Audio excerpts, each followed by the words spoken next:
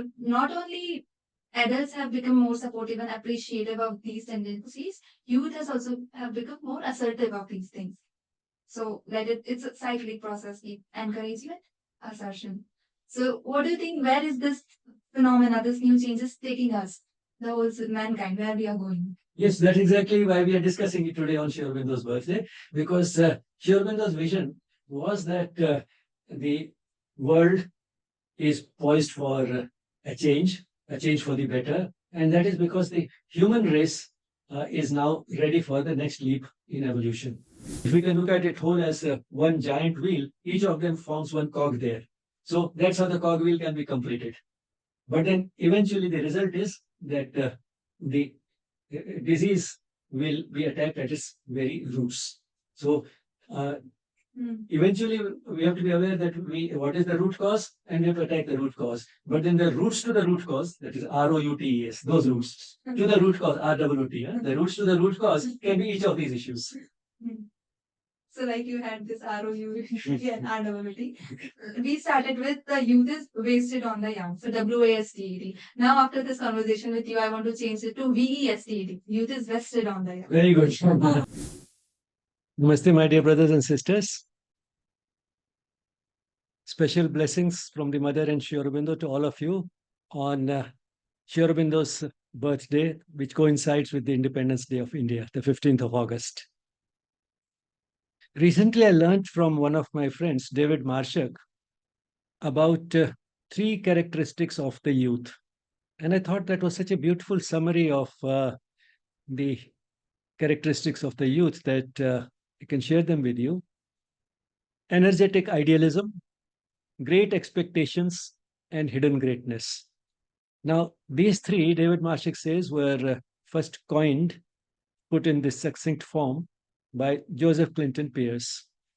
And then further, David Marshak goes on to remark that these three characteristics, which were ignored, dismissed as irrelevant and unrealistic, and even denigrated and the youth condemned for sometimes, have received now in the recent past a very different type of treatment. They are being, in fact, respected and seen as something which reveal something which is waiting to manifest, waiting to unfold. Now, here I have with me one young person, as you can see, Ojasvinee, and I thought we can get her ideas on what she as a young person thinks about these, and whether there's any real contrast between what she thinks was the attitude once upon a time and how she perceives the attitude of the so-called grown-ups is today, and what implications it has for the future of the world. So once I heard this quotation by George Bernard Shaw, youth is wasted on the young. So we have so much of energy, so much of enthusiasm and time and scope to do so much. But at the same time, according to him, we are naive, not very aware of the world.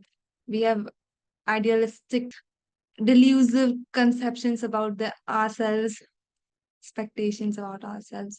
So I think that was an attitude back then. So in short, I mean, these characteristics have always been there in the youth, but what George Bernard Shaw felt was that there was also something missing in the youth, which made it difficult for them to make any good use of these characteristics. Missing and also few additional things which actually kept them away from making good use, like idealism, I think. So or maybe the adults came in their way. So that's why they couldn't use these yes, characteristics really well. I think they are more, today's adults are more in touch with their youthful age. So I think they understand more this type of tendencies, and I feel ki I have seen a different attitude, a bit of supportive attitude, and acknowledging these things, and also supporting because they find it to be great, they find it appropriate, and they find it worthy. So I think the attitude has changed. So this seems to be an international phenomenon. My friend has remarked about it, and his observations might be based more on Yeah, the Western world, particularly the US where he where he lives, and yeah, your observations are based on what you've seen yeah, around you in this yeah, country, yeah, in India. yeah. So the first thing he said, energetic idealism. Mm. So yes, I think we as a society we have always held realism. It's because the position we give to science, reason, realism. But our fancies, philosophies, ideas, whims, we have seen them at this time. We have seen them converting into reality. Like we have seen fiction films about AI, robots, and everything at the time when these things didn't exist. But now we see them in real. So yes, but do you think realism also has its role? Are the two equally valid? What do you think about this? Well, realism itself is relative because what was considered realistic might today be seen as a limitation on what is possible. And if you uh, concede those limitations, probably a lot more is possible. And once it becomes possible, we can say that that is also realistic. The people who follow the idealistic pathways, they're called foolish. They are actually warned that you are harming yourselves. So at one side, they have big dreams about making impact, changing the society, and other side they fear that they would be harming themselves. So maybe the quantitative impact they want to achieve is not achievable, but they reach somewhere. I think even idealism serve that purpose, desiring that do something good. What do you think about? Sure, I mean, the youth have tremendous amount of energy. And that coupled with idealism, as Joseph Pearce put it, energetic idealism. So it's not just idealism, but that's accompanied by a great deal of energy, a great deal of enthusiasm. And when that is there, naturally, the young person tries to do something to give a practical shape to that idealism. And what in that process, he does end up doing a lot of good. And one example that immediately comes to my mind is that of a Krishnan, a young boy who about 15 years ago uh, had all the possibility of going to Switzerland to work in a five-star hotel. But then, before embarking on that long journey, he went to a temple and he saw hungry people outside the temple and struck him. Instead of going and feeding rich people in a five-star hotel, why not feed these people? And he decided not to go to Switzerland.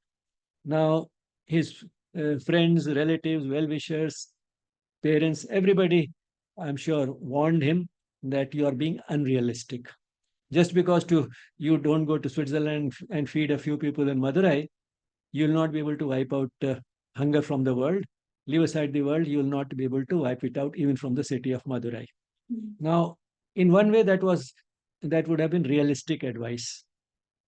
But then, on the other hand, one can say that since he didn't pay heed to any of this well meaning advice, he didn't go to Switzerland and instead started feeding these people. Then, he got recognition as one of the 10 young heroes of the world. That recognition he got from the CNN. And then he set up an NGO which started feeding still more people, started constructing homes for the homeless in Madurai. Now, all that again probably did not amount to uh, making any real dent on the world as a whole. But two or three things did happen. One is what he achieved was much more than anybody had probably imagined. And secondly, that for the people whom he did it, to them it did make a difference. And thirdly, any such activity uh, creates, in the world around us, faith in the goodness that still exists in the world. That there may be a lot of evil in the world, but then a lot of goodness also exists. And that increases our faith in the world, faith in a higher power, which inspires some of us to uh, do such things like Krishnan did. And most important, the outcome, which is rather subtle, which we sometimes don't realize, is that suppose he had gone to Switzerland, then he would have repeatedly, sometimes or the other, been reminded of this fact. I knew what the right thing to do was, but somehow I didn't do it. So this recurrent uneasiness, a sense of guilt that I became selfish, I became greedy, I came here instead of staying back in Madurai. Now that would have haunted him. Instead, by not going, what did he gain was immense joy and lasting mental peace. And if one were to further extend the consequences of this in terms of his consciousness grew higher, wider, deeper. He grew spiritually, and that, in fact, is the purpose of life. So, this step had guaranteed his not only his moving towards the goal of life, but one big leap towards it.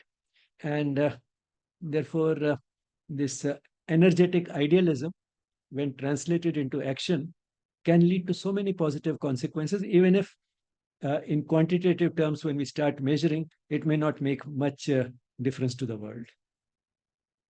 So when an idealist is labeled as idealist, it's a third person perspective. For that very person, his ideas are not outwardly. So that's the reality for the person. So maybe when there are large number of such people thinking similarly, so maybe the idealism would convert into realism. Like you say, realism of today Sure. doesn't need to be uh, the reality of The same as realism of the realism of future. Yeah. yesterday. Yeah. And then the second thing, what he talks about, the great expectations. So I think it's about both expectation from ourselves as well as expectation of the impact we can create. So do you think it's a egoistic tendency? Well, I mean, anything which arises from the ego is not necessarily evil. That's first thing that we have to accept, because uh, we are organized in such a way that even the best of things are initially done uh, as a result of our feeling that this is what I want to do, this is what I can do, this is what will be good for me, this is what will be good for the world, and I will therefore do it. So that I keeps coming even in some of the best things that we do, and probably it happened also to Krishnan when he decided to do it, that I will not go to Switzerland. Instead, I'll start feeding hungry people in Madurai. So, uh, but at the same time, you're right. I mean, broadly speaking, as you said, when it comes to great expectations, those expectations can be purely in terms of personal achievement and accomplishment. A young person, may have great expectations. For example, if he's planning to be a scientist, he may start believing that one day I'll get a Nobel Prize. Now, that may or may not actually happen. But at the same time, setting your goal at that level is not necessarily wrong. At least that will make him do the best quality research that he's capable of and put his heart and soul into it. So it's not whether the expectation is realized. One has to see that how these great expectations can at least uh, increase the level of achievement much beyond what he would have achieved without these expectations. So let's put it that way. Now, another type of expectations can be about how much difference he'll make to the world. And again, these may be unrealistic, but then as we saw in case of Krishnan again, of course, I mean, there can be many more examples, but at the same time, we can't talk about all such beautiful things that are happening in the world. But as we saw in his case, the expectations might have been much more than what he actually achieved. But at the same time, he achieved what he did because he had those expectations. And he did make a difference, as we saw, at so many levels, to himself and to the world. So yes, ego serves its purpose. Like God has created nothing that is unworthy. Sure. And third thing is hidden greatness. So like youth have that unshakable conviction about on their uniqueness, on the new identity which they are discovering and creating. Beside high expectation, the lot of pressure also come from being unique. You know the definition of normal, abnormal, average, below average. So a lot of pressure comes from that. So what do you will say about that? Being labeled as abnormal. Yes, that's because of the confusion which we sometimes have between what is average and what is normal. The two are not synonymous. Because the average is just a sort of a mathematical sort of exercise that you uh, look at a large number of people, and uh, they are different in some respect. And whatever you are sort of measuring, you find out the average. Now, that average is, and around it, hovering around that, are a very large number of people. Hmm. And since most people sort of are average or very near it, that becomes the norm. But then that norm is not necessarily the definition of what is normal.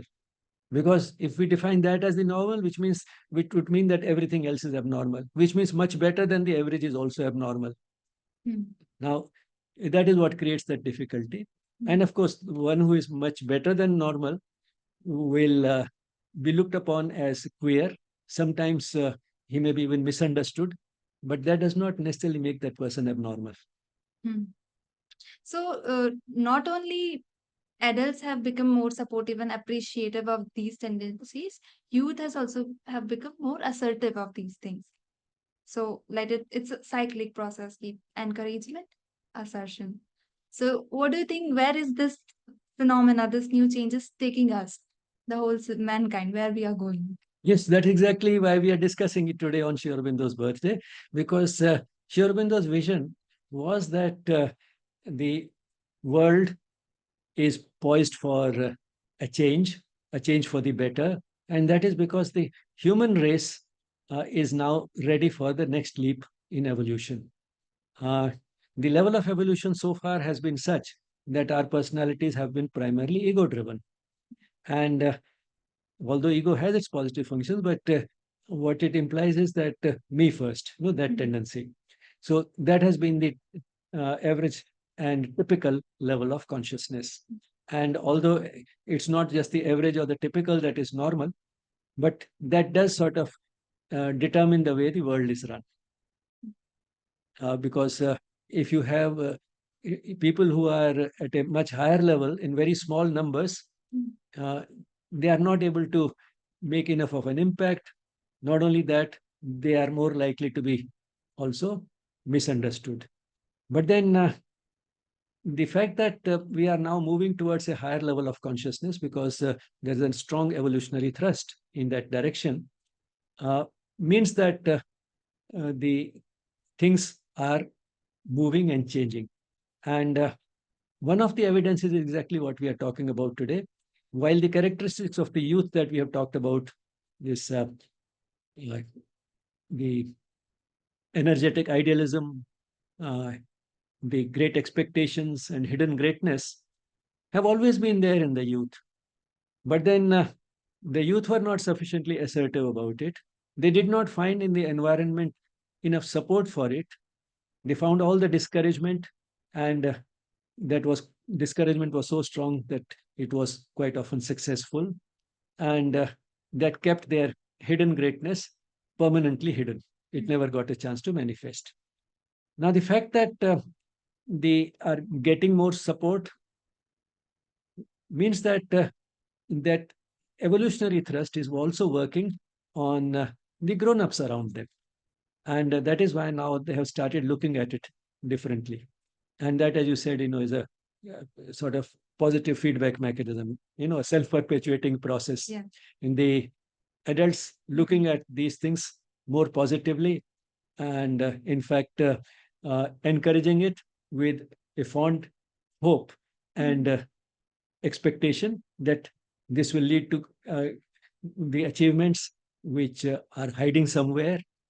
So the adults looking at that way encourages the young people to uh, embark on a new path, an unconventional path, to become one of those barrier breakers, as Sri Aurobindo has called them, and actually achieve something. Mhm. And the more such examples multiply, the more it encourages other younger people uh, who are in the same boat along the same lines to assert themselves and do it. It also uh, changes the attitude of the parents and the teachers and the other adults, other influential adults around the younger people. These examples make them feel that, well, uh, this is something which is not as unrealistic or as imaginary as it looks. The mother says even Mm. things which appear completely imaginary, Mm. if a child talks about them, don't throw cold water on it. Huh? Mm. don't dampen that enthusiasm. Uh, because firstly, then you are suppressing the very tendencies which are so normal for this child and are important for what the child will actually achieve. Secondly, who knows, it may actually turn out to be true. And here I have an example which I always like to quote. There was a bishop who was once told that very soon there'll be a machine uh, in which people will be able to fly like birds. And the bishop said that if God intended us to fly, he would have given man wings. And then, lo and behold, a few years later, actually, the aeroplane was invented. The first aeroplane flew around 1902, and it was invented by the Wright brothers. Now comes the punchline. The Wright brothers were the sons of this bishop. Oh. So the father said a few years before his sons invented the aeroplane that if God intended us to fly, he would have given us wings. So that attitude now is fortunately changing.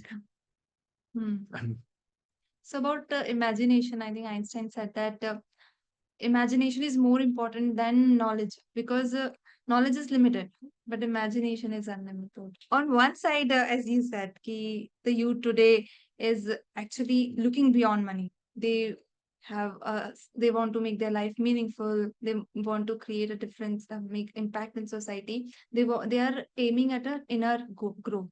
They have a sense of purpose. But on the other side, there's this pervasive influence of consumerism and capitalism, like the social media. They want to live extravagant life, like something really very mediocre things allure them. So but are these the forces working, like, because counter forces and obstacles also have their function? So are these the design counter forces working in the vision of Shri Aurobindo?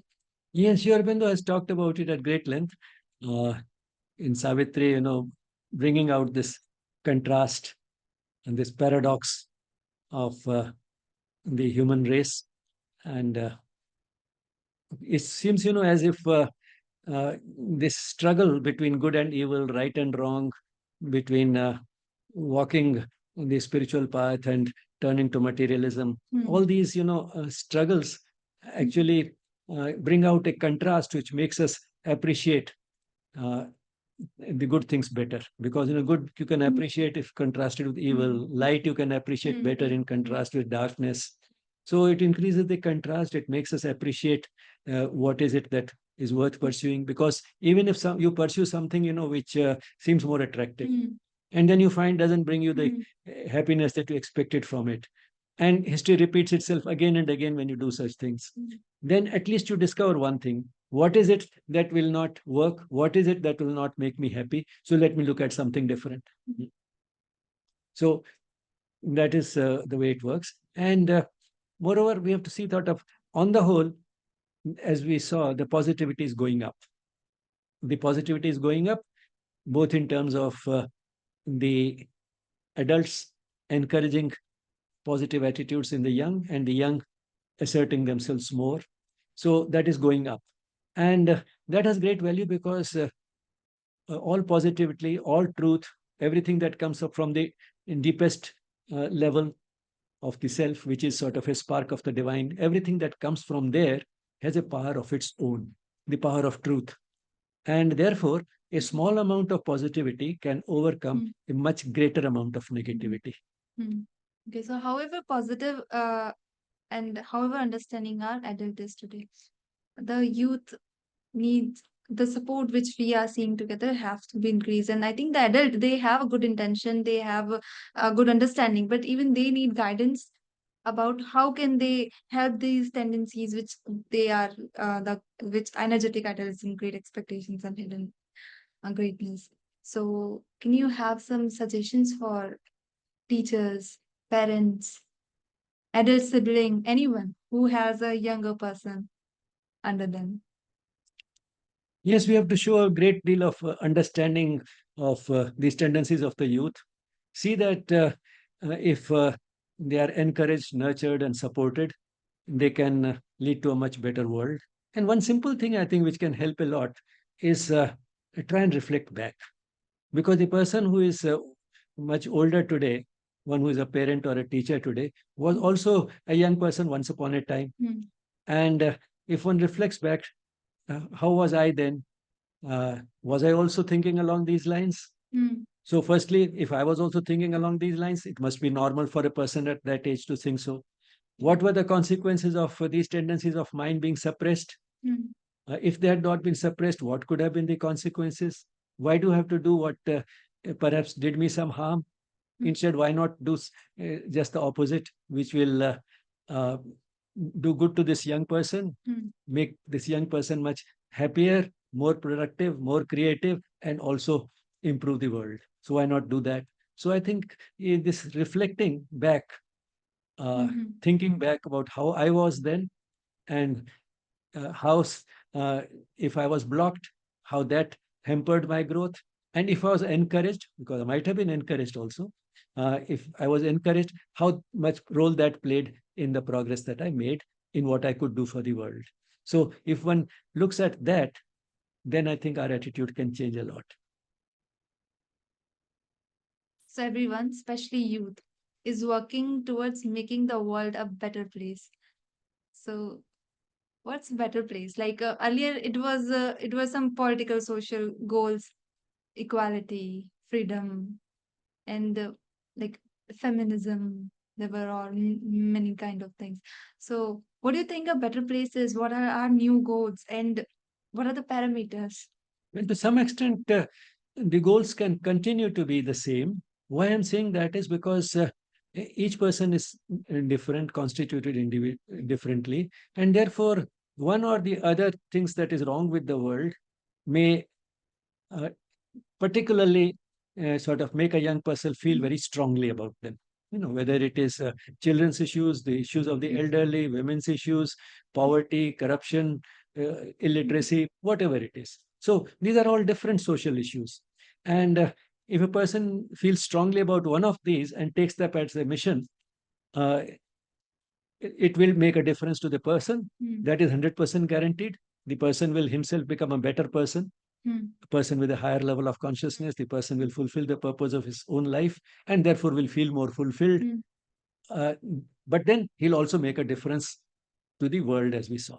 So now each person is picking up a different sort of issue, one of these issues, because the person is passionate about them.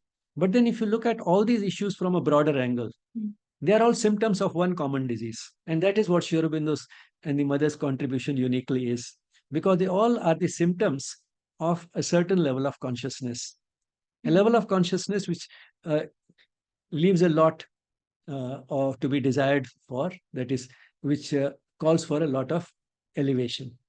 So they are symptoms of a relatively low level of consciousness.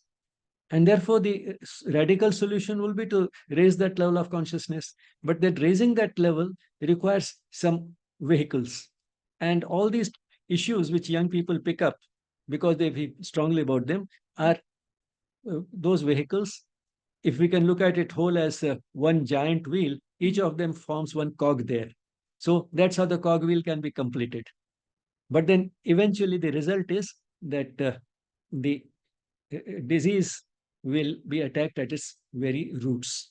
So uh, eventually we have to be aware that what is the root cause, and we have to attack the root cause. But then the roots to the root cause, that is ROUTES, those roots to the root cause, RWT, the roots to the root cause can be each of these issues. So, like you had this ROU and RWT. We started with the youth is wasted on the young. So, WASTED. Now, after this conversation with you, I want to change it to VESTED. Youth is vested on the young. Very good.